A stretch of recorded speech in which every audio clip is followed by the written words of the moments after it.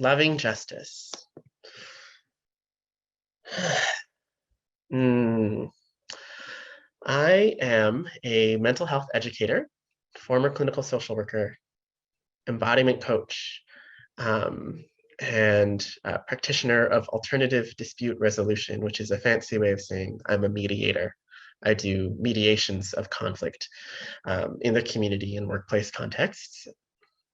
I'm descended from the Chinese diaspora, as I mentioned earlier. And so my thoughts and my knowledge, so to speak, come from my formal schooling and my clinical experience to some extent. But truly, I feel that what I have and burn to share comes from my lived experience as a healer and a harm doer, as a former sex worker, a question asker, and a seeker. I'm not really a believer in expertise. I think that knowledge is shared and circular and co-created through storytelling and lived practice. Yes. Loving justice is, to me, a spiritual but non-religious and somatic lens on transformative justice. So I have spent my entire adolescent and adult life in queer communities, communities of color, activist communities, and over and over again, I kept on seeing this word accountability get used. Accountability for harm, accountability for violence. And around this word accountability, there would be conflict. People would disagree about what the right way to handle conflict, abuse, violence, and harm was. Maybe some of you are familiar with this dynamic as well. The word accountability being used over and over again in activist and organizing communities, and there being a lot of conflict about what accountability actually means. And in the recent years, I've noticed that in my own circles, the terms transformative justice and restorative justice have become more and more popular. I'm going to invite folks to type into the chat just an agreement if you are also experiencing this, the upsurge of the use of the terms transformative and restorative justice, or increased interest, which I find deeply hopeful. What I find a little mystifying or confusing at times is how we have, in the same way, we don't agree about what accountability means. I think I see a huge range of definitions of restorative justice and transformative justice. And so I turn to the work of people I really admire, such as Miriam Kaba, such as Mia Mingus, Leah Lakshmi Piapsna Senha, Jairus Dixon, and many others, to clarify, what does this mean, transformative justice and restorative justice? And they are, of course, distinct bodies of work that come from overlapping but distinct traditions that extend back to ancient indigenous, and I mean indigenous from around the world, as well as here in Turtle Island, traditions of governance and conflict resolution. I often hear the distinction made that restorative justice is about restoring some kind of reciprocity to a relationship between community, victim, and offender, those being sort of the terms of art that are popular in contemporary restorative justice. So there are other terms as well. And that the focus is on restoring kind of engagement and a focus on obligations, needs, and harms. So this is sort of a very general, loose definition of restorative justice. And some prominent scholars and practitioners of restorative justice have actually really explicitly said that RJ is, for them, not about replacing the criminal justice system or prison or police abolition necessarily. It's about that restored engagement.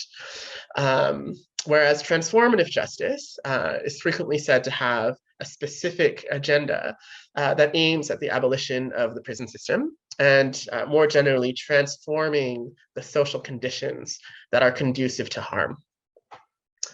So those are some sort of broad pictures. And of course, within the communities that practice RJ and TJ, as they are affectionately known, there is a huge amount of conflict, disagreement about what those terms actually are, and if those definitions that I just sort of vaguely gave you are true or not.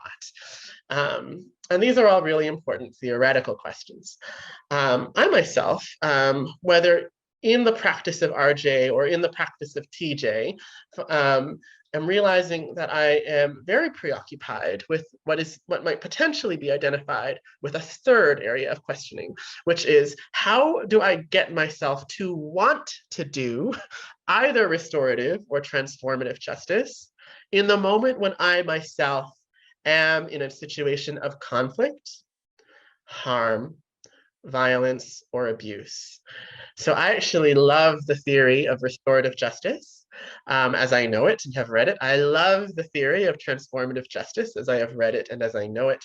And ideologically, I find myself really aligned. I feel myself burning with passion, actually, about this notion of abolition, of imprisonment and policing, and the criminal court as the dominant colonial culture has set it up. And when I am actually in a situation where someone I know has been harmed, or where I have been harmed, when I am afraid of someone or something, I'm like, oh, that all goes completely out the window. And I want people locked up. I want people to disappear. Sometimes I want revenge. I wrote a whole novel once about revenge. It was like just about trans women beating up straight men for fun. And my publisher was like, well, maybe it's they beat up straight men who have hurt people. And I'm like, no, no, no, it's any random straight man. We need to strike fear in their hearts. I want them to feel like me. Anyone else have that? Like, agree with RJ and TJ in principle. In our bodies, revenge. Okay, so lots of people. And so my kind of journey around this and the development of this body of work called Loving Justice is what I see as sort of maybe an addendum or an appendix to these really powerful bodies of theory, praxis, knowledge, and scholarship about why restorative justice and transformative justice are necessary.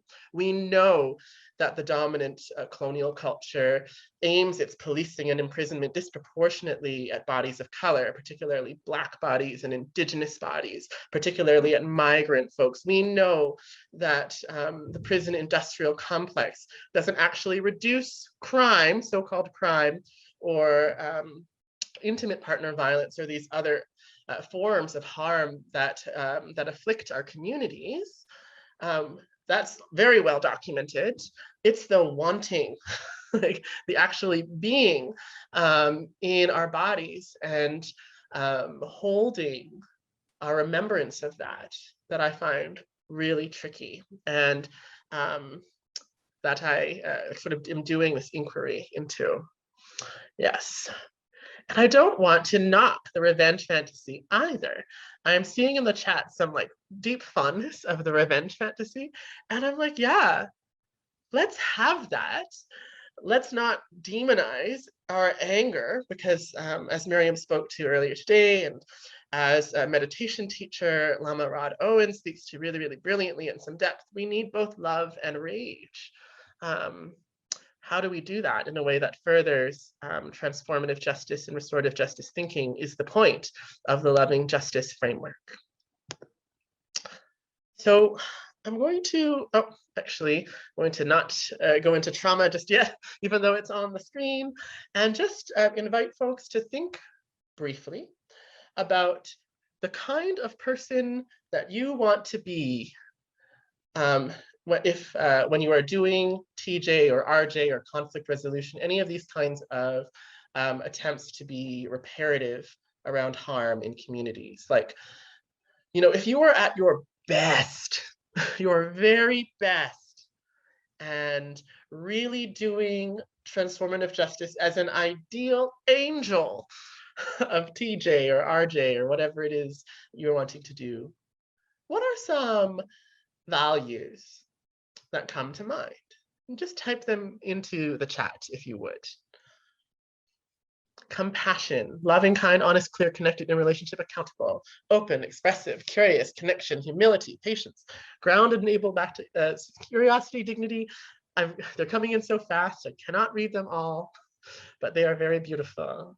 I'm seeing a lot of what we might call like sort of the parasympathetic nervous system emotions. It simply means like soft, holding, loving, fluid, open, flexible kinds of embodied affects. This way of being in our body where we are in the neurochemical zone where we're able to hold other people in a flexible relationship and ourselves as well. Parasympathetic, but still socially engaged. And we'll talk more about the nervous system in a moment.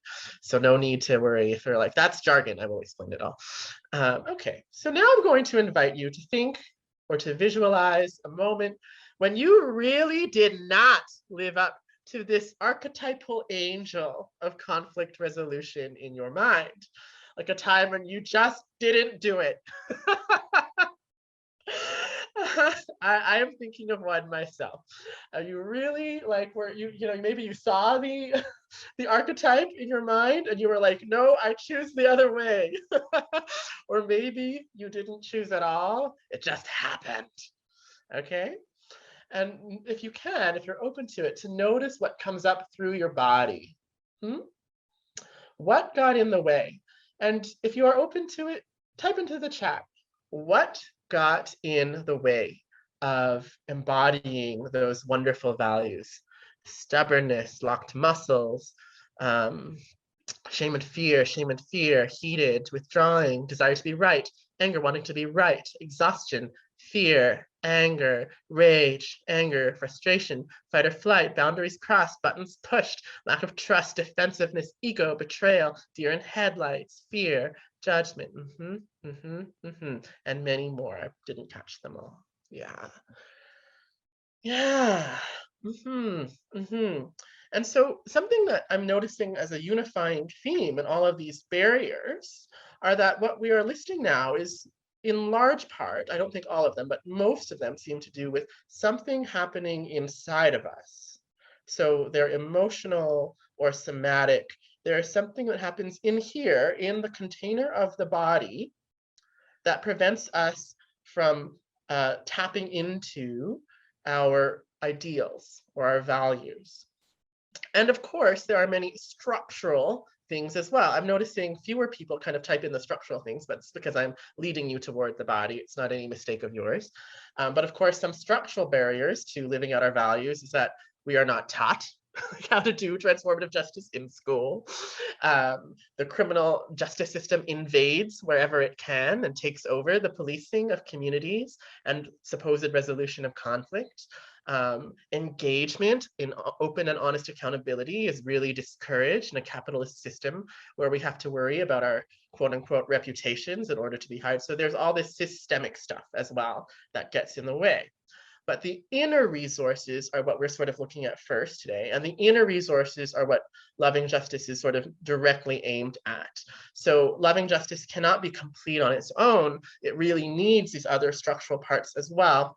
It's just because I've spent most of my life as a one-to-one or small group healer that I'm focusing on this body on our inner resources. But I don't want to pretend that my work is complete to replacing any other work. It's a small addendum that will hopefully be useful. So what gets in the way? I'm going to suggest to you that when it comes to inner resources, what gets in the way is trauma or trauma-based embodiment. And so I'm going to go a little bit into what trauma is. And I want to say we all have our own experiences, our own wisdom around this. I am not going to give like incredibly complete definitions, just ones that may be helpful. So from a clinical point of view, trauma is a constellation of psychological symptoms, including, among others, flashbacks, dissociation, hypervigilance, hypovigilance, sleep disturbance, memory issues, avoidance, and so-called aggression. So this is really clinical language, and it can be super alienating for some. I want to give you that definition because it's the one that most mental health professionals who are educated, in the dominant culture academic system will be using. And it can be really useful also for some. We have to hold this with, non-dual thinking, which we'll go into in a little bit. That trauma is a constellation of symptoms that happens in response to an incident of overwhelming stress or life danger. That's one understanding of trauma, but there are other understandings of trauma as well. Collective trauma, as explored by the sociologist Kai Erikson, it can be understood as a group experience of pain, loss, or catastrophe that shatters the social bonds that form a community, which means we lose trust in one another. We lose our sense of appropriate roles and boundaries, like what is an elder, what is a younger, what is a mentor, what is a parent. We lose our ability to do that in like a soulful and caring way to some extent. And the breaking of group identity, we lose a sense of who we are. And I really think that the definition of collective trauma is so key to understanding where we go wrong sometimes with justice, either in the dominant or activist communities and cultures. Because I think about colonization being a form of collective trauma, the loss of trust, loss of roles and boundaries, the breaking of a group identity. All of that is what happens when a society, a colonizing society, tries to absorb, assimilate, or destroy another culture or community. Which is not to say that we totally lose these things, of course, because communities that have been collectively traumatized are also incredibly resilient and powerful in many ways. But there is this wounding that can happen in the connection between us. We can lose our ability to be with one another fully. That's collective trauma. Intergenerationally, trauma can be understood as pain that is passed from one generation to another through behavioral modeling.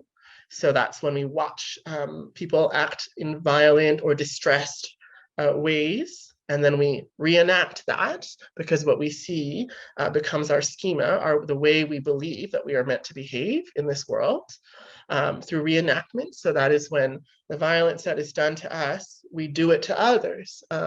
In our own distress, we reenact what was done to us sometimes. And through epigenetics. So that's when the stress of an environment brings out specific genetic expressions. So the stress, for example, of my own family's experience as migrants who were subjected to the Chinese Exclusion Act and to the head tax and to the famine and poverty that was impacting China at the time. That stress impacted how I was formed in utero, and as research has shown, can actually impact how my DNA expresses itself in my body. So this is how trauma can be passed on intergenerationally. And then finally, spiritually, we can understand trauma as a shattered expectation, so that the way in which we see the world and our place within it is altered, leaving us lost and disconnected from a greater sense of meaning. And again, I come back to colonization and white supremacy, the ripping of people away from their indigenous spiritual traditions or religious traditions that leaves us unable to have a sense of who we are in the universe. What is meaningful to us in our communities. So that is some definitions of trauma. I'm going to skip this for now. We can understand how trauma impacts the body, both individual and collective, by examining the nervous system. It's a really popular way of understanding trauma right now, is looking at the nervous system. Some of you may be familiar with the window of tolerance model, which is created by psychologist and medical doctor Pat Ogden and Dan Siegel, respectively. I'm not going to go too deep into it today. Some of you may be trauma nerds like me and want to dive in deep. There's a lot on the internet about the window of tolerance if you want to look at it. So the window of tolerance is this idea that when our nervous system is exposed to stress, it has a certain amount of activation. The nervous system responds by activating our bodies with energy. And when we are stressed, the nervous system can propel us toward our survival instincts. Will the notes and slides be available later? Yes, they will. What the window of tolerance model adds to our understanding of the survival reflex is this hyperarousal versus hypoarousal category or way of thinking. Hyperarousal can simply be described as fight or flight. Most of us have probably heard about this fight or flight reflex, right? That's when our body perceives that we are in danger, whether or not we are really in physical danger, we perceive that.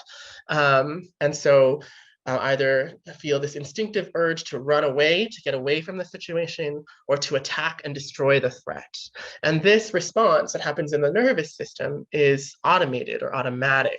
We don't think about it and choose it necessarily. It arises within us as a part of the body's fierce intelligence toward survival. I want to live. I want to survive. I want to be the winner so that I don't get destroyed. I'll destroy the other or I'll run away. And in hyperarousal, we might feel rapid breathing, elevated heart rate, intense panic or rage. And none of this is bad. See, this is where sometimes these models can be a little pathologizing, is we can think of, oh, that's bad. I always want to be calm and in my so-called window of tolerance. But actually, when we are subjected to life-threatening circumstances on a daily basis, as many marginalized people are in the world, then fight or flight can make a lot of sense. We need to attack and destroy sometimes or to run away. Another response, another automated or autonomic nervous system response to life-threatening circumstances or life-threatening feelings, though, can be hypoarousal, which is less known in popular science or less known in popular culture. Hypoarousal is when the parasympathetic nervous system kicks in, as opposed to the sympathetic nervous system branch. Hypoarousal is when our heart rate slows down in response to threat, when our breathing gets shallower, when we start to experience emotional detachment, numbness, feelings some of you may recognize perhaps from experiences of burnout, or if you've ever been in like a really long and drawn out conflict, maybe some of you have just felt that shutting down feeling. I'm not here anymore. I don't care anymore. Yes, so that would be hypoarousal. And in the fight-flight continuum, we might characterize hypoarousal as freeze, fight, flight, freeze. And hypoarousal too is a brilliant strategy towards survival in a situation of harm or conflict. Hypoarousal is what allows an animal to collapse and play dead in order to survive a predatory attack.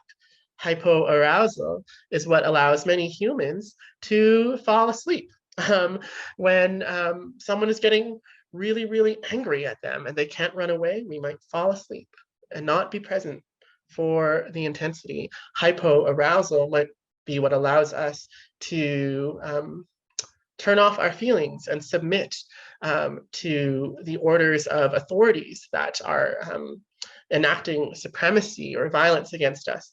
This hypoarousal is what allows us to perhaps get through that without engaging in so-called challenging behaviors that would then provoke a response of punishment. So we don't want to pathologize hyperarousal or hypoarousal. The thing that hyperarousal and hypoarousal are not so great with, though, is being in curious, compassionate relationship. And so when we are in a conflict and we want to preserve the relationship, we will often want to have access to this window of tolerance that Pat Ogden and Dan Siegel describe, which is a nervous system state where we can feel stress, where we can feel emotion, but we are able to feel that we are safe enough to engage curiously with the other person or people, where we're able to ask questions in a non-anxious or relatively non-anxious way. I'm just never not anxious. I'm like relatively not anxious way. The window of tolerance is this place where relationship can thrive. And you'll see in a lot of like sort of white supremacist therapeutic models, this window of tolerance will be really like lionized. Like, oh, let's always be in the window of tolerance. Let's use emotion regulation skills and get into the window. I just want to say, we don't always want to be in the window just because we're humans and we get to be in other places, but also when we are doing a protest, when we are trying to survive something intense, doing emotion regulation, not necessarily what we want to be doing. And being told, be emotionally regulated, get in your window can be another form of supremacy that is enacted by psychotherapy. So I just want to kind of foreground that as well. I have adapted the window of tolerance into what I call the window of transformation. And I use this model when I am doing community conflict resolution or mediation. And I really like to frame this by saying when we do like community conflict resolution, we want to stay grounded in what is the goal? Like, why are we doing transformative justice or restorative justice? Usually it is because we want to stay in relationship with the people who are in the conflict or who have done the harm. Because no one is disposable, or so I am told, right? Because we believe in not throwing people away. And so we want them to be able to change what they are doing so they can stay in right relationship with us. And that's why I call this window the window of transformation rather than the window of tolerance, which is not a word I love. But I do love this word transformation. When we are in a conflict, we are almost always doing one or both of two things. And one is asking the other to transform. I believe Miriam kind of referenced this earlier on tonight. If you do something that is harmful, we're going to ask you to change, to educate yourself, etc., etc. Asking the other to transform. The second is that we are trying to transform ourselves. These are the two things that are sort of being demanded of us in conflict, to get the other person to transform or to change ourselves or to do both. To be able to access this, we need to be able to feel safe enough that our boundaries are respected and our questions are welcome, that curiosity is encouraged, and that self-accountability will be rewarded rather than punished. Yeah, and that is where it gets really tricky, because often we are demanded to be accountable, often publicly in like the digital age, like really publicly, and our self-accountability is punished. So it's sort of disincentivized. And so what happens in the body is we can lose access to our window of transformation. And particularly when we are living in trauma, when we have our individual trauma and our collective trauma, what happens is our access to that window of transformation, that ability to feel safe enough, shrinks, because we've lived with so much threat. We've lived with so much punishment. We don't have an embodied experience of trying to resolve conflict, changing ourselves, and having that be okay. So instead, we demand the other to change. And when we go into that place of only the other needs to change, then we lose relationship. And maybe we don't care about relationship, right? Like we don't care about relationship with everyone. And so, we're not going to choose to try and access the window of transformation. We might instead choose this destructive conflict mode of fight or flight, where we are attacking the other. Like if my landlord is like, I'm going to kick you out by the end of the month, I don't care. I might just like do a total call out, total destruction of my evil landlord building management company. I don't care about that,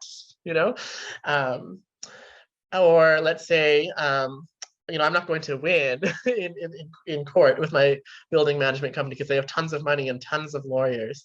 I might go into like a performative change mode, hypo arousal, like, oh, I'm so sorry that I didn't pay my rent. I'm going to promise to pay it, all this stuff. We can do performative change, and that might actually work. Where we want to access the window of transformation, though, is doing community organizing, right? And when we're building strong relationships. This performative change, hypoarousal response to conflict, one which I place kind of below the window of transformation on this model, kind of looks like doing like showing allyship or activism without really being able to commit to it. We overcommit. A great example of this, I think, is here in Toronto. There was a Black Lives Matter protest that interrupted the Pride Parade a few years ago. And the director of Toronto Pride at the time agreed to all the demands of the protesters, and then the parade continued. And then a week later or so, the director said, oh, I'm not actually going to do any of these demands. I just said I would so that the parade could continue. And of course, the rupture was even worse after that, because it sort of proved that the director of Pride, and by extension, kind of the non-Black queer community in Toronto, was not really able to uphold its commitments to racial justice for Black folks. And so it became even worse. And perhaps you can think of moments in your own activist or organizing history where maybe you or someone you know collapsed into performative change instead of actually making commitments that they could stay with. I'm just going to look at the chat for a second. Yes. Why do we do performative change? So it's easy to assume that we do performative change because we are nefarious and evil. Maybe. I'm going to suggest that actually a lot of us instinctively do performative change because we hate conflict. And doing performative change, especially in activist movements where we want so badly to be good, allows us to like kind of diffuse conflict in the moment. When we are in conflict, particularly if we are survivors of trauma, which most marginalized people are, both collectively and individually, our access to the window of tolerance, the window of transformation, is narrow. Very easy to go into hyperarousal or hypoarousal because we have needed those states so much to survive.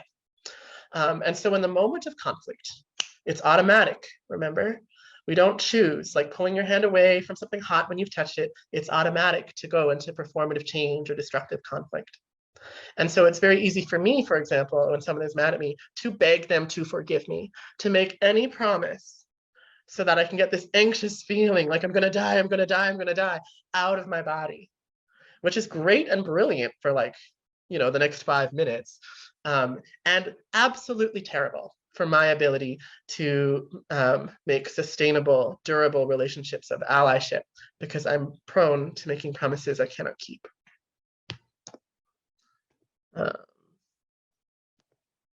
Yeah, okay.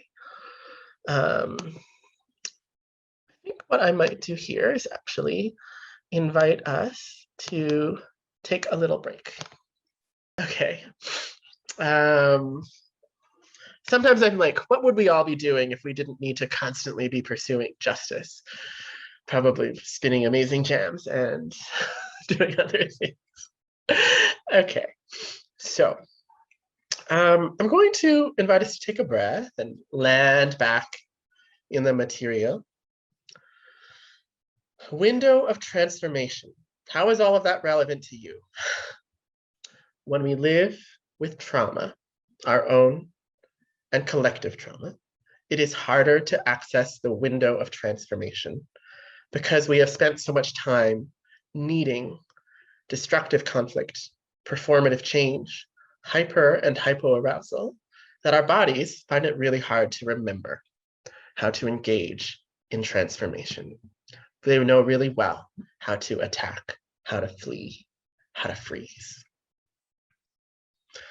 But we need the window of transformation when we're going to transform ourselves. Like if we're being called out, we need to access the window of transformation.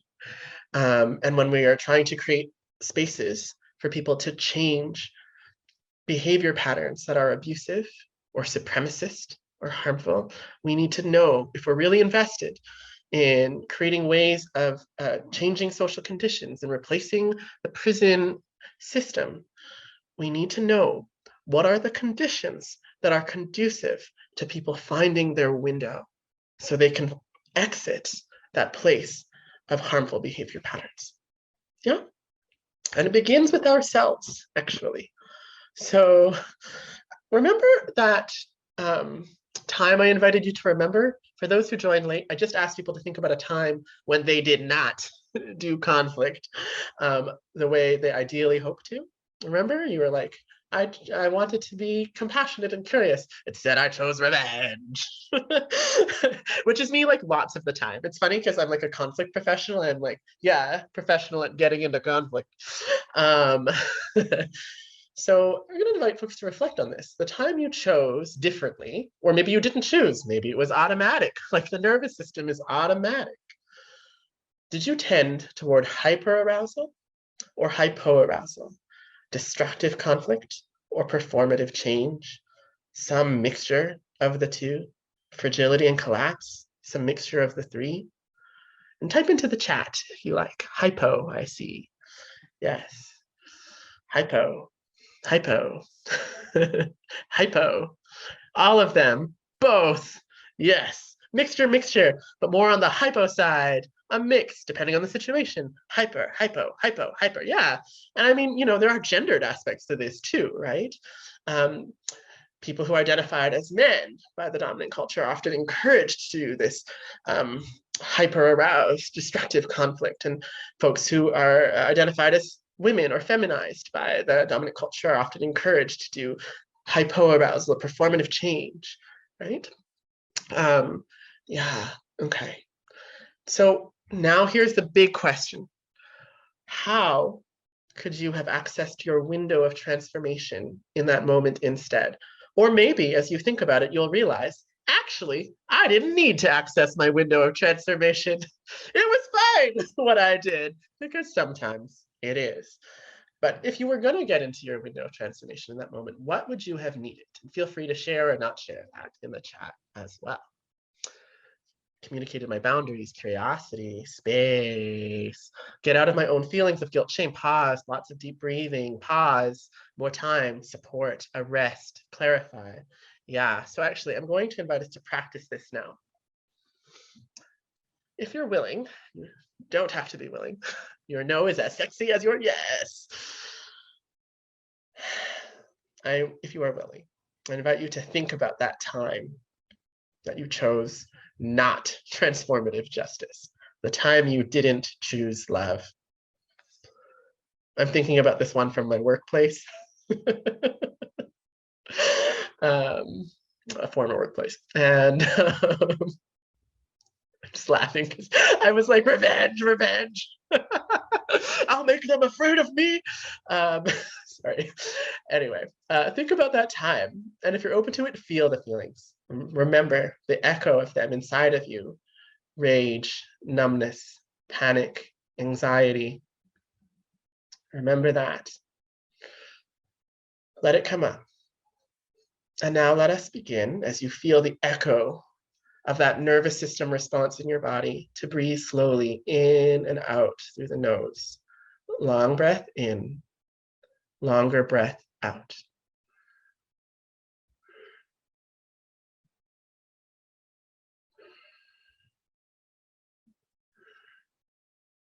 Notice what happens to the response inside of you. There is not a right response, by the way. Whatever your response is just your experience. And now, if you're into it, try adding to your long breaths. On the in-breath, I was right. On the out-breath, they were right. How does that feel? If you like it, keep going with that. Aha, already they were not right in the chat. Try switching to, I am worthy of compassion. Breathing out, they are worthy of compassion.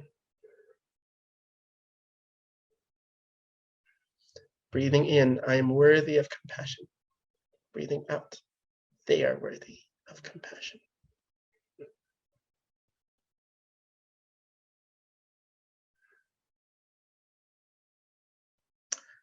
Someone likes revenge better. Try breathing in. Revenge would feel great. Breathing out. I can choose something else too. Breathing in. Revenge is awesome. Breathing out. I choose transformative justice.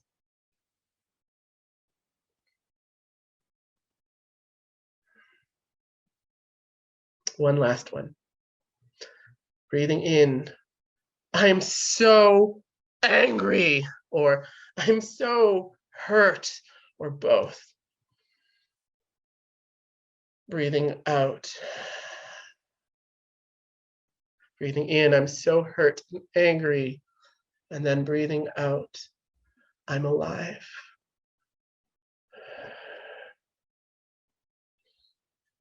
Breathing in, hurt and angry. Breathing out, I know how to love. In, hurt and angry. Out, love. Yeah. Cool. Now let's try a slightly different thing, okay? Here it is. Wrap your arms around yourself. Squeeze a little tight. And just say to yourself, I'm allowed to want revenge. I'm allowed to be afraid. I know I can be brave. I know I can be brave. And every part of me is welcome here. Every part of me is welcome here.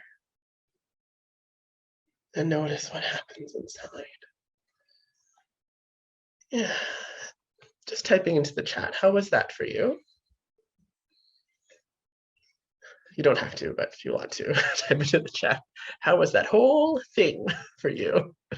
Soothing, tender, wow, much needed. I cried. Yeah. The animal of our bodies is right there. The theory is all up here. The animal is here. And if you're feeling destabilized by this at all, you can just try patting the body or tapping the body. I am matter. I matter. I am matter. I matter. Little tricks. Some people hate this. I have like a few clients in my private conflict coaching business where they're like, that breathing stuff enrages me. I'm like, okay, that's really fair. It's really fair. No somatic thing is going to work for everyone. It's an experiment. You get to decide. What I'm inviting us to do, though, is to notice when we soothe ourselves, sometimes we can access our window of transformation. Yeah. In conflict, we need to be able, well, if we want to do like relational restoration conflict, or we want to do transformative conflict, we often need to be able to hold two or more thoughts at the same time. Oh yeah, Miriam, I feel a little reactive, sad, alone about laughing about revenge, even though I don't want to judge anyone or anyone to stop. I just want to go I just so want companionship and the deep commitment to liberation from punitive culture and this longing gets brought up in me. Yes, me too. Thank you for that, Miriam.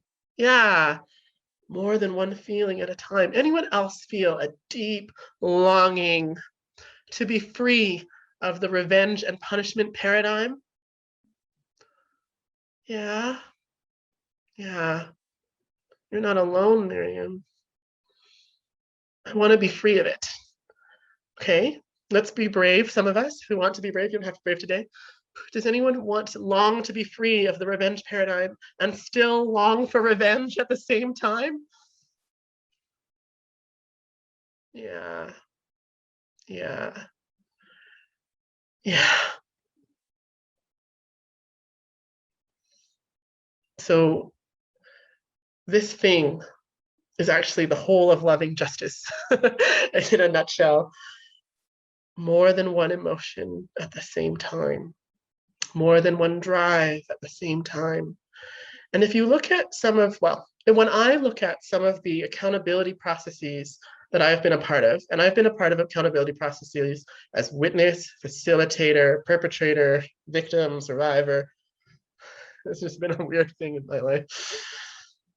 The ones where often I found the community has fallen apart, like where the structure fell apart, it's often because we did not know how to hold more than one thing at the same time. Yeah. Yeah. Like, and often we see this in folks who are asking for accountability of some kind, this like vacillation between I want transformative justice and I want like real consequences. I want justice enacted on the body, through the body. And we see it, I see it online all the time too, like on Twitter, people are like, I love transformative justice. And then they're like, also drive that person out of town. Two things at the same time. It's very confusing. Okay, let's go to back to slides. So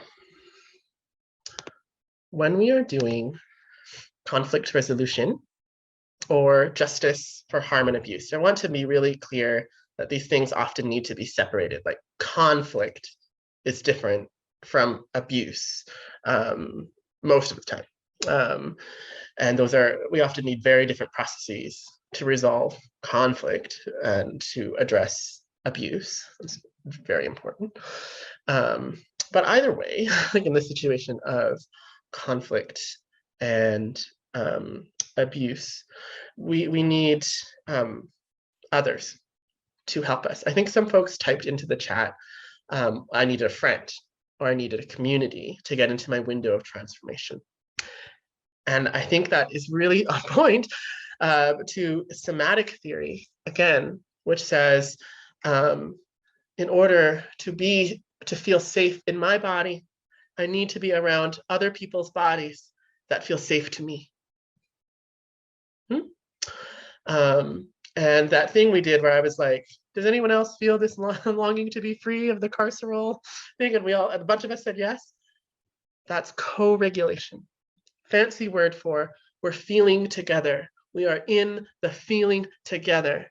And sometimes, not always, being in the feeling together releases stuff.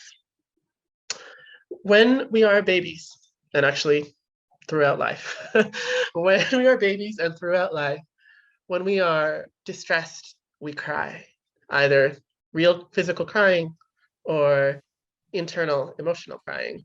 And in that cry is the request or the call for someone to come to me. Come to me. Very weird problem. Oh, Ebony, you're not muted in case you thought you were. So how does a parent or caregiver soothe that crying baby?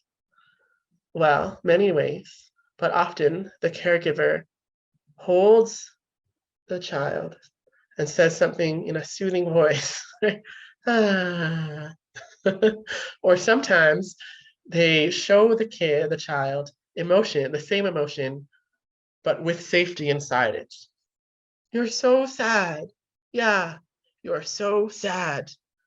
That reflection that is safe, co-regulation. But what happens in conflict in communities? Just looking at the chat, I see in all caps, yikes, but I think that all caps, yikes is okay. We're okay, right? Okay, it happens. Yeah, I think we're okay. All right, someone let me know if we're not okay, all right? And we can always stop. So what happens when we have conflict in community is we do the cry. I was hurt. Or we say nothing because we don't feel safe to do anything or say or signal anything. And the community around us ignores sometimes, and sometimes the community around us escalates. Yes? Anyone seen this? Where the cry for help is made and the bystanders or interventionists are like, yeah, let's destroy that person. Or, what are you talking about? You're fine, we're all one. Let's just love it out. Yeah. Yeah. So lots, or some anyway. And this is where that thing about where the process or the structure often fails us. When we have structure, we're trying to use it, it can fail us. Because in conflict and in abuse, we often see the 2 points of a triangle. Here in one point is the perpetrator. Here, the other side is the survivor. We could also say victim and offender, or harm doer and harmed. And we often ignore the point of the triangle. The point of the triangle is the community, or the family, or the bystanders, the other people around. And we put a lot of pressure, quite frequently, on these 2 bottom points of the triangle, or one of the 2 bottom points of the triangle.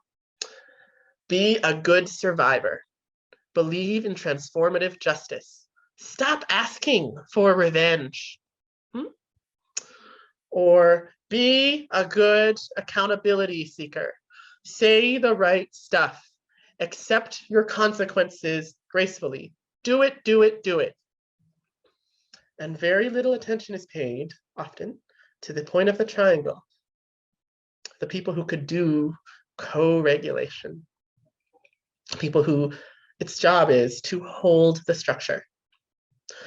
And so my vision, or like what I'm hoping to suggest as a vision for loving justice, is that we don't put pressure on the people who are in the bottom points of the triangle in any given situation to find their window of transformation. Get in your window.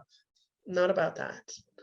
The people at the point of the triangle who are not being directly affected in that moment, I believe that we as a community have a responsibility to find that window and open it, make it wider for the people at the bottom points of the triangle.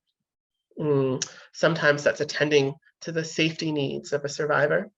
Sometimes that's attending to the safety needs of a perpetrator. Really hard when we are actually in a life-threatening situation or in a conflict that feels life-threatening, to access that dual thinking, right? Non-dual thinking, struggling with words, sorry.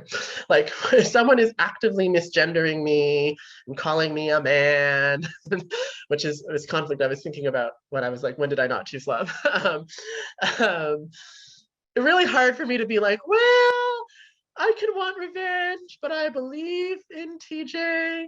This person is hurting me, but they're also hurt. Really hard for me to do that. But it would be really great if I had a community, or even just one person, to help me be there. How does a person or people at the point of the triangle help someone to be in a window of transformation? Any guesses?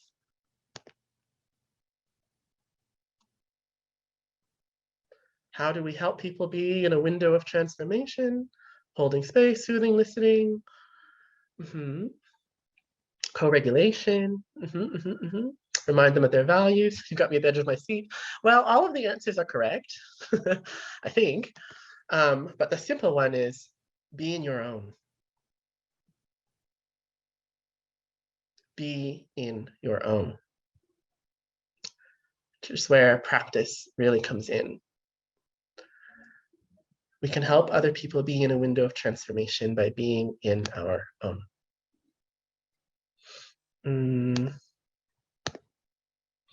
How do we practice that?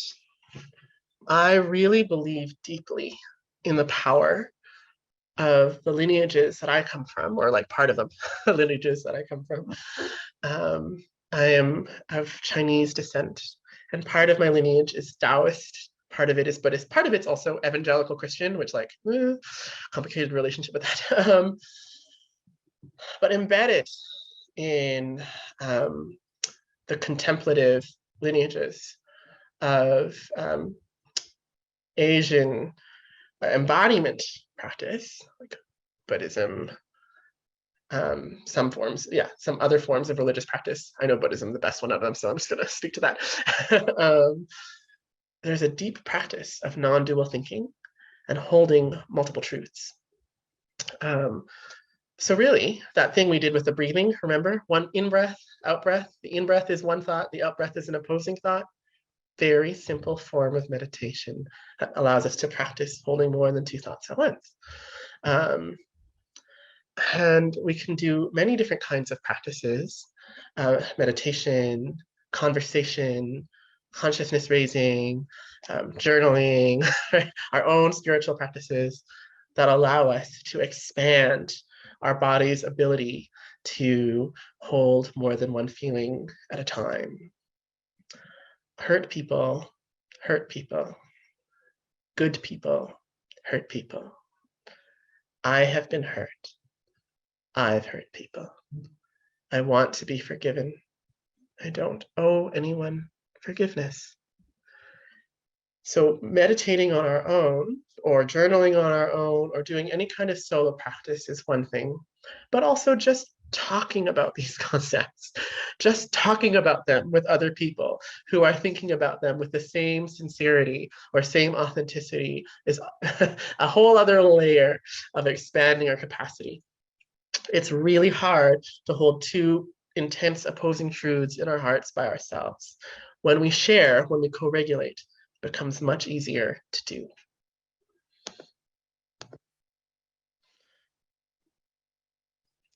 The two keys, as I know them, to de-escalating conflict and de-escalation in general are compassion and curiosity. Non-duality is everything here. Compassion for the other, yes. Compassion for ourselves, yes. Both at the same time. So I'm going to invite you to think again about this moment where you did not choose love. Okay? And to begin just by letting that echo of your nervous system response arise in you once more. Anger, numbness, confusion, the desire to survive or to be right. Breathe into that. Maybe put a hand on the spot in your body where those feelings live.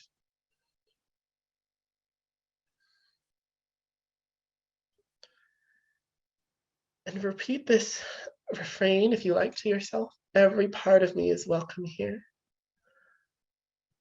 Every part of me is welcome here. Those feelings that led me to not choose love have a wisdom and a purpose of their own.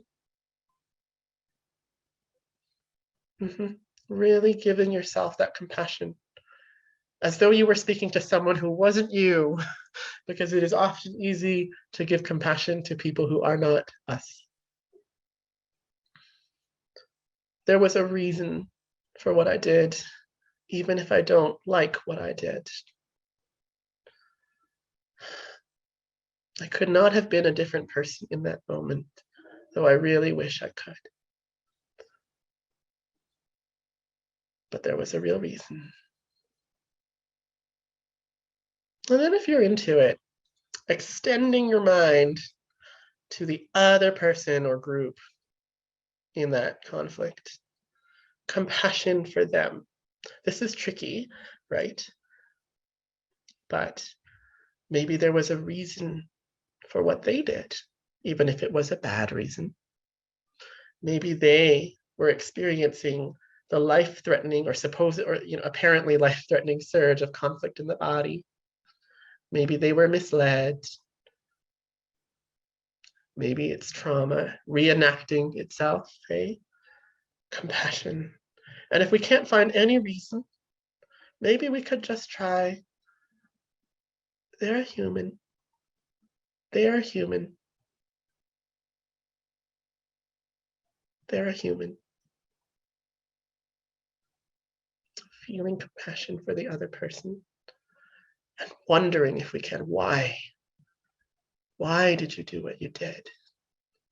What led you to this place? Asking this model of the other person in our mind, if there's anything you could do differently now, would you do it? What was it like to be you in that moment? And then switching back to ourselves. Compassion for me. I know why I did what I did. Or at least I can guess. And then seeing if we can do both at the same time. Compassion for me, compassion for the other person.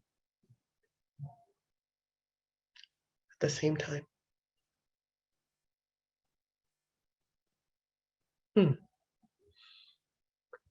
Okay, maybe doing a little wiggle shake thing, letting that go, letting that go, letting that go. Yeah.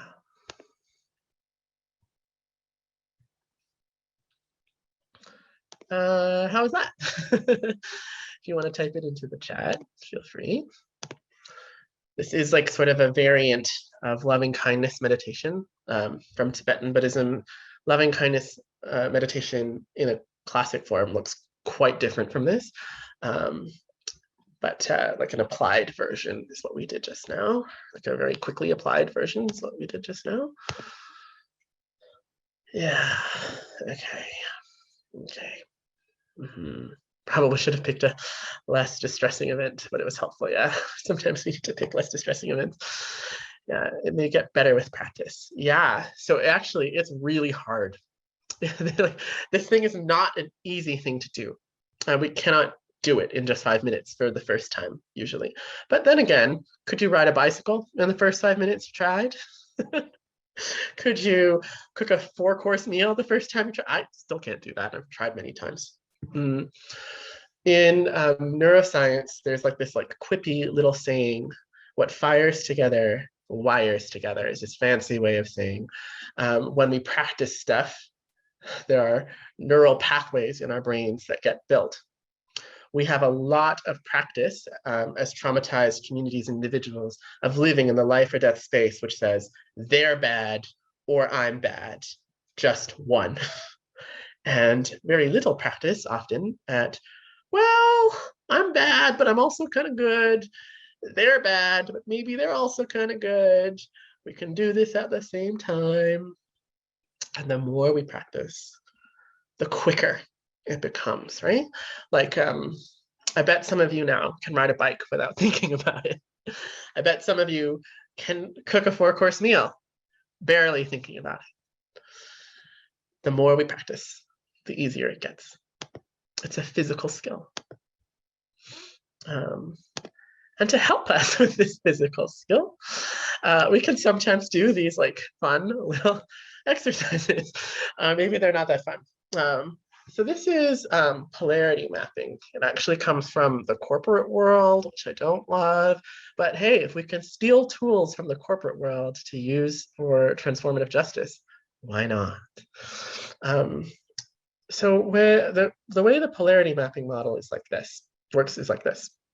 When we are in a binary, perpetrator, survivor, consequences, forgiveness, these binaries that we often get stuck in when we're trying to think about TJ or RJ, we're often comparing strength to weakness in the debate, like the debate on Twitter or like in the organizing group or the debate internal to ourselves.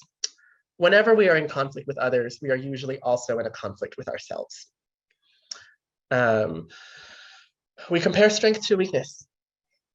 Like the strength of compassion or forgiveness or TJ, some of these like more parasympathetic, like restorative or transformative models is we don't throw people away. That's the strength. We don't throw people away. We transform the social conditions that lead to harm. We are aiming at the abolition of harmful systems, all strengths. And the weakness that we push that against is revenge hurts people. It doesn't get us anywhere. Carceral systems were not made for people of color. Neither were police. strength against weakness. So in our brains, we win. But we could just as easily flip that around and take the strength of a more punitive or carceral approach and say, people choose to be bad. Real consequences are necessary. Pain teaches people in ways that love does not. Survivors deserve to see consequences on perpetrators. Survivors deserve to feel safe. And really, sometimes getting rid of harm doers is the only way that they'll feel completely safe. And on and on and on. And the weaknesses of like a compassion-focused model or transformative focused model is we let people off the hook. There's no guarantees people will engage with good faith. Really skilled manipulators can manipulate accountability processes or TJ processes or RJ1s to make themselves come out on top and avoid accountability. And on and on and on.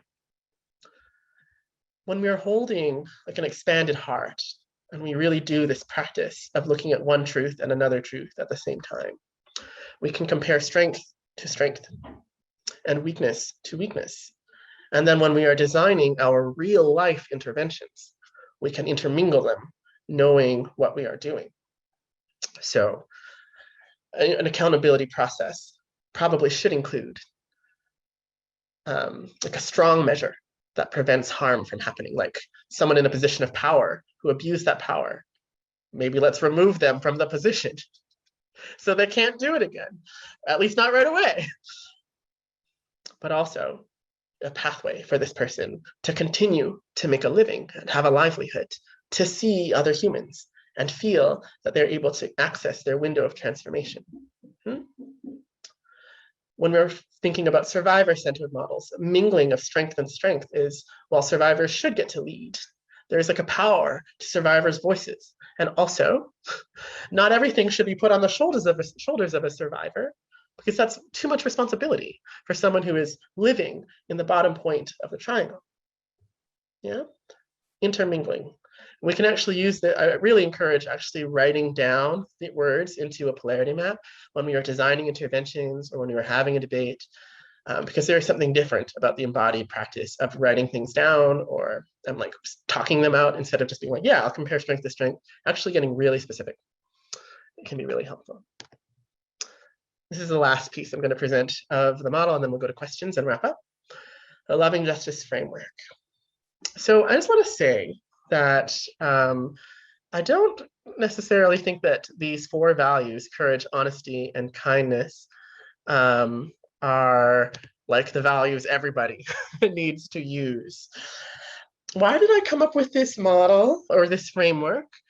It is because I was often invited into accountability processes or conflict resolution processes where there was this huge seesaw or spectrum of interventions that were being considered, or in some cases applied at the same time. Like people would be like, let's transform it, get this harm doer into therapy. And then people were like, drive him out of town, never let them be hired again, right? Sometimes it was the same people who would swing back and forth really fast. It's very easy, I think, relatively, to land in some ideals abstractly around transformative justice. Really hard when we're talking to somebody who has done harm or survived harm or both, and to stay steady. And so it's really helpful for me, maybe for some of you, to really, really do embodied practice and discernment around what my values are. And my values, since I was a tiny child, were I want to be brave, I want to be kind, I want to be humble, I want to be honest. I really suck at that sometimes. But I need to know that's where I'm going. Like that's where my star points toward. Co-regulation is a thing that can work for us or it can work against us, in that it's very easy when in a stressed out situation to follow the roar of the crowd. So when we're at the point of the triangle and all the other people at the point of the triangle are saying, let's punish or let's be permissive, very easy just to go that way. We can get confused. And it can be helpful to return to, but actually, what are my values in this situation? I wanted to be brave. I wanted to be humble. I wanted to be honest. I wanted to be kind. We can also apply this framework when we are at different parts of the triangle. When I am a survivor of harm, as I am sometimes, it is very easy for me personally to collapse into wanting revenge or being like, let's get this over with. They're fine. I forgive. My heart is so big. I forgive. I forgive. My star allows me to land in the middle again. I wanted to be kind. Yes. I wanted to be humble. Yes. But I also wanted to be honest and I wanted to be brave.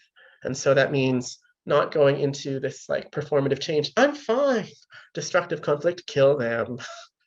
It means finding my window of transformation so I can be the person that I want to be and doing all the things I can do, breathing, meditation, spiritual practice, talking to friends, getting co-regulation, so I can find a way to say, I can forgive, but I don't forgive yet.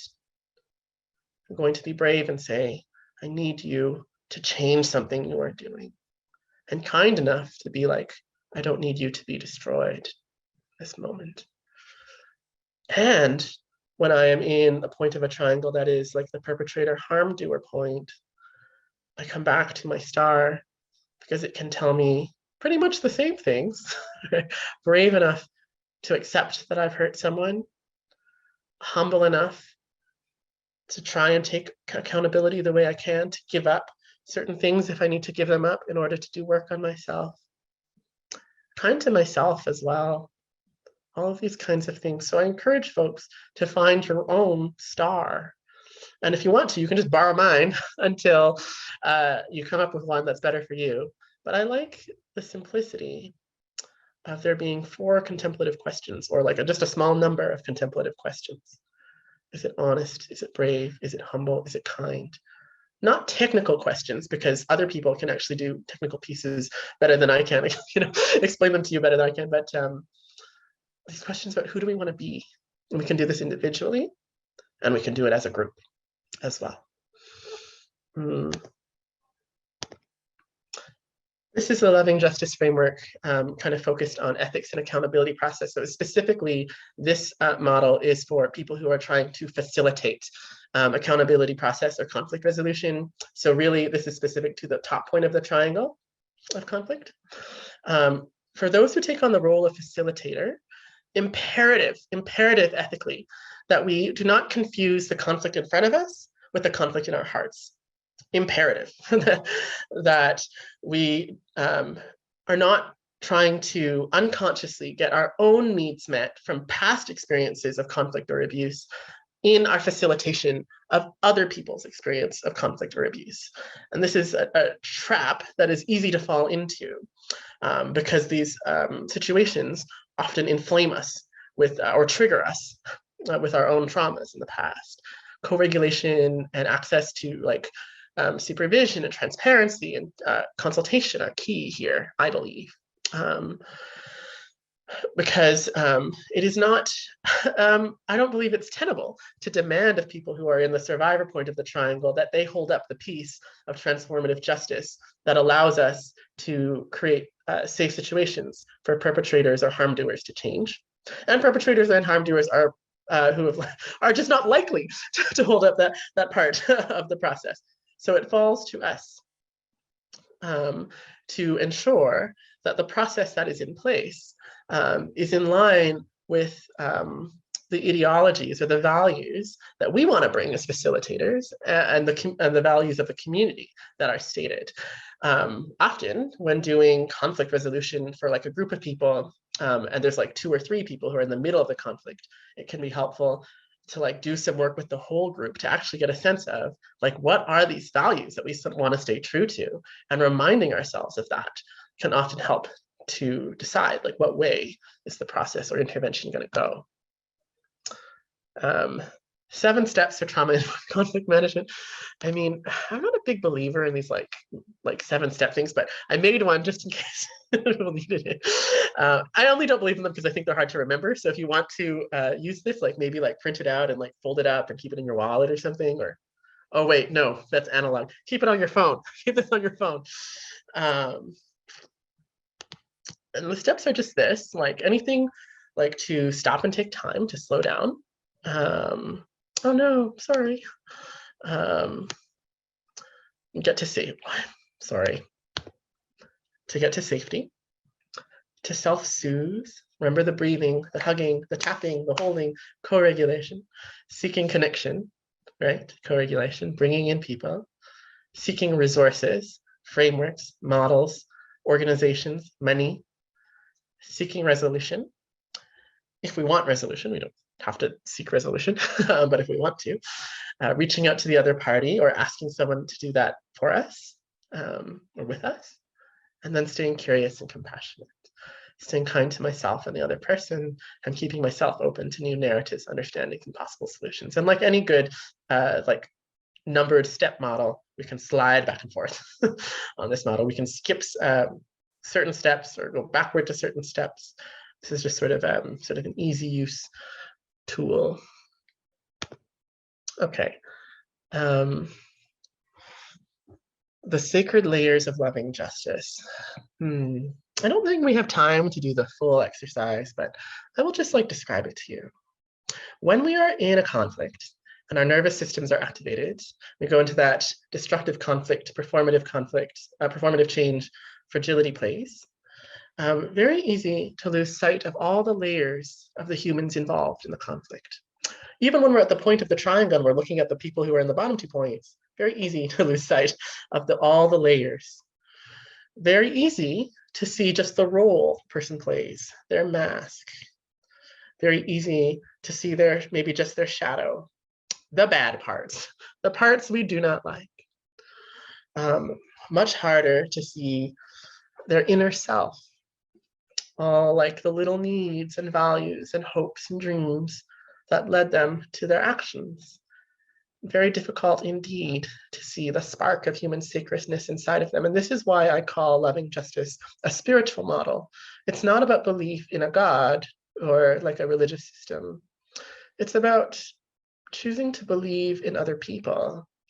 I don't believe that people are going to always make good choices, and frequently they don't, is my experience.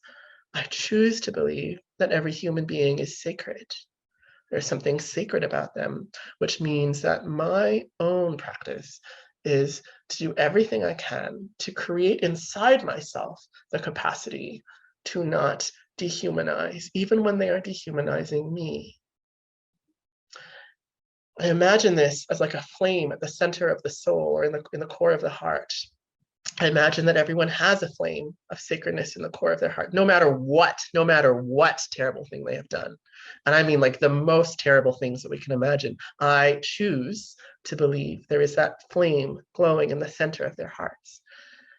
And when I imagine that I can see it there, even when I'm working with really unpleasant people, sometimes that changes the dynamic between me and them.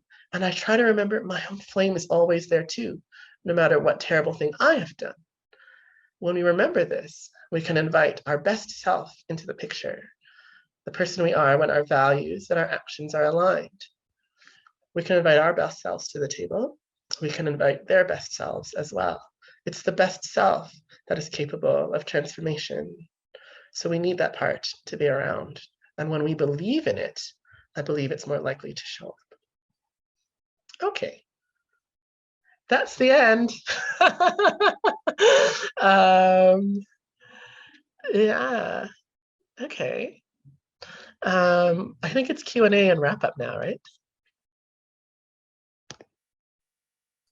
Yeah, Kai, we've got about 6 questions in the Q&A box for you to choose from, and maybe we can invite other people to use the Q&A if they have lingering questions.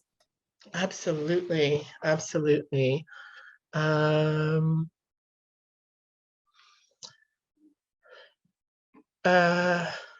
just blown away by the great questions. The hardest thing for me is when I'm trying to engage in transformative conflict and the other person is hypo or hyperarousal and cannot or refuses to get into the window and just wants to yell and be upset or not engage in any transformation. Do you have any tips for what to do then? When the other person is so stuck in anger that you apologize, take accountability for your actions, but they won't take accountability for theirs. Yeah, common question, really hard question. So there are two basic approaches that we could take to this. And one is maybe there is some way we can make the other person get into their window. Maybe if we're really kind and curious and compassionate, they slide into their window. Maybe if we're a bit more forceful and have structure, then they'll get into their window.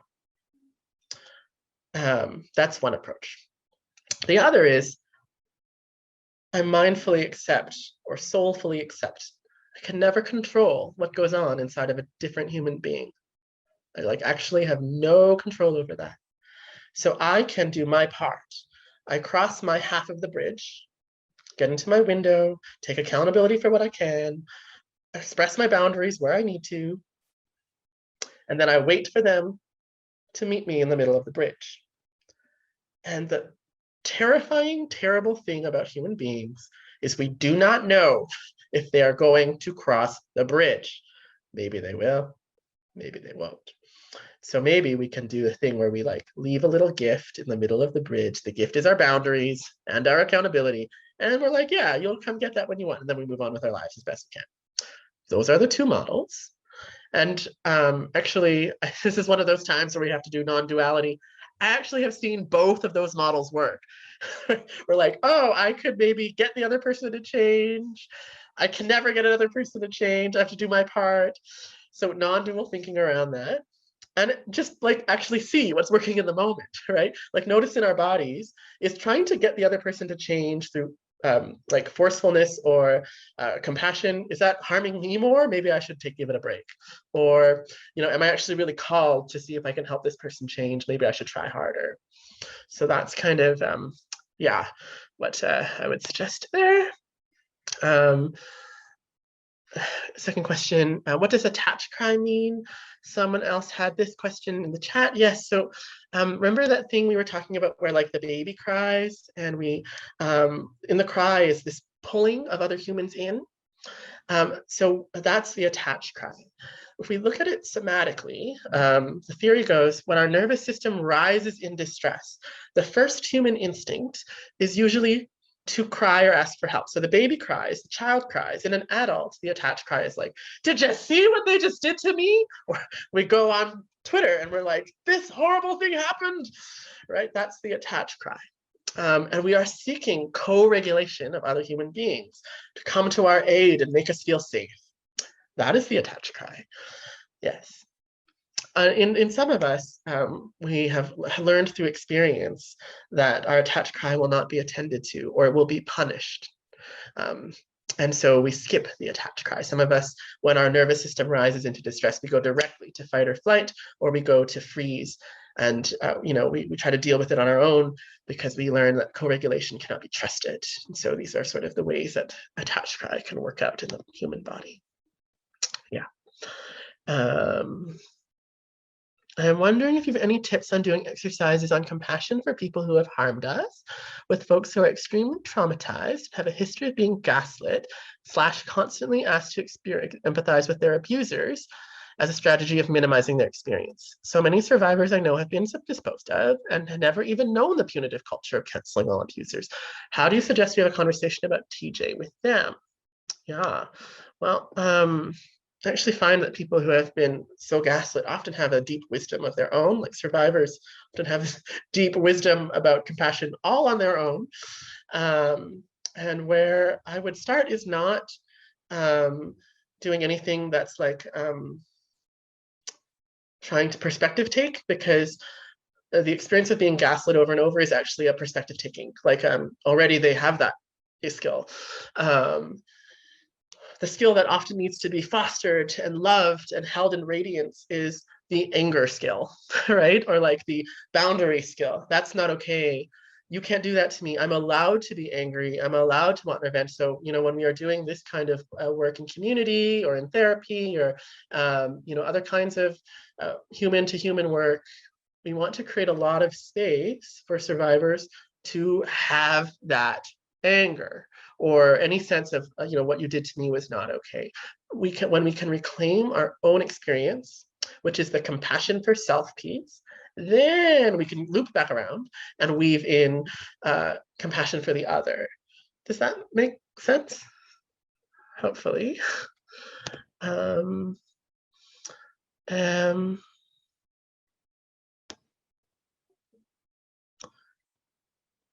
Curious if there are additional embodied practices you could recommend, like many, but I will just point people actually to, I think, to like Lama Rod Owens, who is a really incredible queer Black Buddhist presence online, who is teaching many courses right now. And there are any kind of an embodiment practice that like honors who we are as like racialized people, as survivors, as queer folks, and also teaches compassion. It's probably like a good start. We can invent our own embodiment practices if we have a basis of connecting to our internal experience. Sorry, there's so many questions. I'm losing track a little bit. What?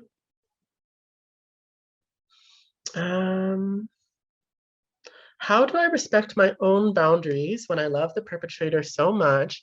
I just want to beg for their forgiveness, even if they are the one causing harm. Yeah, this is a really deep and important question. I don't think that I will be able to answer it fully tonight, but I just want to like hold space for it and suggest like, so when we try to resist the like instinct inside of us of the nervous system, we're like, oh, that's not the one I want. Often that instinct will get stronger. Why? Usually because the instinct, whatever it is trying to save our lives. So when we want people who are harming to us to forgive us, there is like a really deep intelligence to that really often. The nervous system is often saying, I love this person. I don't want them to hurt me or be angry at me. So maybe if I can get them to forgive me, we can be in loving relationship again.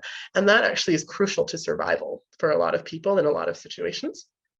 So like if we attend to like that yearning for the perpetrator's forgiveness, we can often feel the deep intelligence of it and thank it for that deep intelligence. And it can lead us to a different place of like, oh, like what do I need in order to feel safe enough that then I can put my boundaries on the table. I hope that makes sense. It is helpful. Yeah.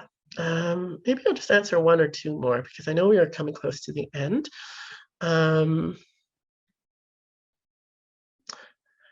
I currently find myself in the point in a collective in my workplace, a place that has performative culture for anti-crossful thinking, but no community skills or practice. Yeah, many of us find ourselves there. I feel lonely, helpless, and unpracticed. Do you have a first step or guidance to a workplace that isn't moving on this wavelength right now? That's challenging when just really feeling like compassion for that. Like I have been in so many workplaces where that's just not possible.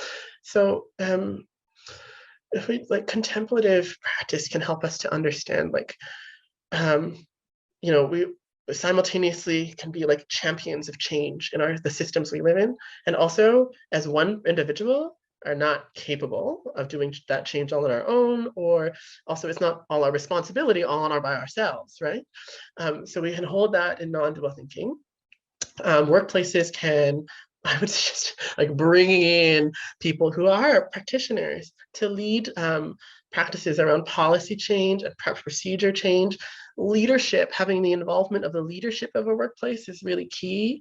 If leadership doesn't commit, it's just really hard to get anything to change. But also like the workplace as a site of like harm is so deeply embedded into the dominant culture of capitalism and colonialism that like, really important to, I believe, I just encourage folks like not to hurt ourselves in the pursuit of change in workplaces. Like if we're alone, maybe we need allies, right? And so to seek other folks in the workplace who are on your side or folks outside the workplace. When we try to do things alone, we run the risk of like getting hurt. And so I just want my deep longing for people to be safe is emerging here. All right, one more question. Maybe, how do you navigate using TJ and RJ practices in a relationship dynamic that already pre-exists? Are there methods for facilitating the shift in ways of relating and communicating? Like, yes. I think what I would say is really dependent on the relationship. If like harm is happening, like if there's serious harm happening in the relationships, it's important just to get out of it first. Like, I don't want to encourage anyone to stay in a relationship where abuse is happening. Like, if what is needed is to get out. So sometimes we need to get out and then do repair if we want to do repair, or sometimes we just need to get out and stay out, right? Like, this is the boundary discernment piece. But if you're talking about a relationship where it's like it is safe and you want to pursue change, like I actually like I'm a big believer in getting outside help. Like sometimes we need a person at the point of the triangle who can allow us to do the shift, or like facilitate the shift. That could be like a mediator or a therapist, or like a community leader or spiritual leader that we trust of some kind. Like where like intimate relationships especially can be really hard to conceptualize like what is happening because they're so deep. It's hard to see like from a broad perspective, and also the heightened feelings of like a romance or sexuality or like deep interdependence can also make it really challenging. So we often need help to like see from an outside perspective. That is where like community comes in, like where the point of the triangle becomes really valuable. Like I really believe like that abuse thrives in isolation, not because people become evil in dyads, not because people like become evil in romance, but because it's that in that intense isolated relationship it becomes really hard to notice what we are doing in a clear way. Okay, I see that we are at 8:29 and I want to honor our time. So thank you for your questions.